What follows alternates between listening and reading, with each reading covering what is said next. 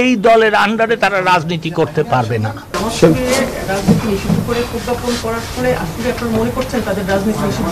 দেখেন আন্ডারগ্রাউন্ডে চলে যাবে কিনা স্যার? আন্ডারগ্রাউন্ডে যেতে পারে। আন্ডারগ্রাউন্ডে অনেক দল গেছে, অনেক দলের কি হয়েছে আপনারা নকশালবাড়ির আপনারা যা ইতিহাস জানেন। এই দলের আন্ডারে তারা রাজনীতি করতে পারবে না। এবং তারা যদি দেখেন, আবারও আমি বলছি, বাংলাদেশে আইন আছে, তারা যদি বাংলাদেশের কোনো আইনে অপরাধ করে থাকে অবশ্যই তাদের বিচার হবে। কিন্তু এটা যদি আপনারা বলেন গণহারে, জামাতে ইসলামের যারা নতুন কর্মী, যারা 1971-এর পরে জন্ম নিয়েছে, কিন্তু তাদেরকে বিচার করা হবে, আমি এরকম গণহারে বিচার করা হবে না। যেই আইনের কথা বলছেন, ইন্টারন্যাশনাল ক্রাইমস ট্রাইব্যুনাল অ্যাক্ট, সেইখানেও আমরা সংশোধন করার ব্যবস্থা করেছি।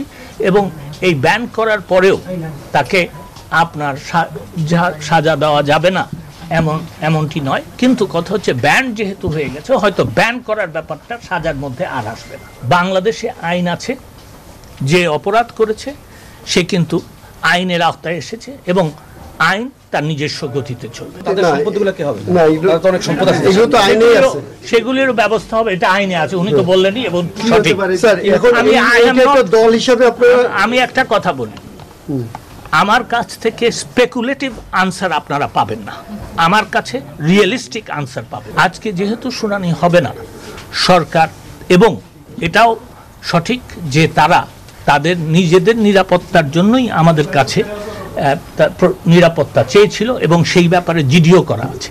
তো সেই ক্ষেত্রে আমরা আজকে, তারাও যখন বলছে যে তাদের নিরাপত্তার আর নাই, প্রয়োজন নাই, তো তাদেরকে আমরা থেকে তারা চলে যাওয়ার ইচ্ছা যখন প্রকাশ করে, তারা চলে যাওয়ার আমরা চলে যেতে কোনো বাধা দিইনি এবং তারা চলে গেছে, সেটাও আপনাদেরকে জানানো প্রয়োজন। আরেকটা কথা আমি বলে দিই, সেটা হচ্ছে যে দেখেন, একটা কথা উঠেছে যে গণহারে আপনার এই গ্রেফতার চলছে। আমরা আইন মন্ত্রণালয় এর আন্ডারে কিন্তু প্রসিকিউশন, বিচার বিভাগ কিন্তু স্বাধীন।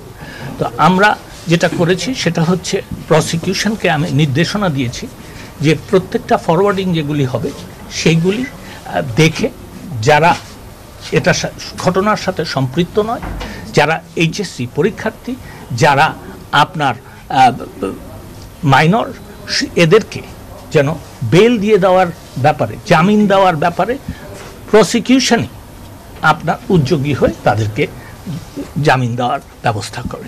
তো আমি এই তিনটা নিয়েছি। কিন্তু আমি আরেকটা কথা বলতে চাই যে